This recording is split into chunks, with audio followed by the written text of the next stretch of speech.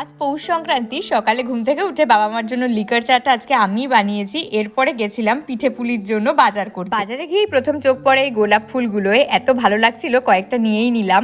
এরপর পিঠে বানানোর জন্য নারকেল, গুড়, পাটালি সমস্ত কিছু দেখছিলাম, আর নতুন গুড়ের গন্ধটা এত ভালো লাগছিল। সেরে ফেরার পথে আবারও চন্দ্রমল্লিকা ফুলের দিকে নজর পড়ায়, সেটাও নিয়ে নিয়েছি। আর এরপরে দুপুর দুপুর বসে পড়েছি পিঠের প্রিপারেশন করতে। মেইনলি মালপোয়া আর পাটিসাপটা বানানো হচ্ছে, আর এখানে মা পুরটা রেডি করে নিচ্ছে। আচ্ছা, তোমরা কি নারকেলের পাটিসাপটা ভালোবাসো না ক্ষীরের পাটিসাপটা? আমি অলওয়েজই নারকেলের পাটিসাপটার ফ্যান।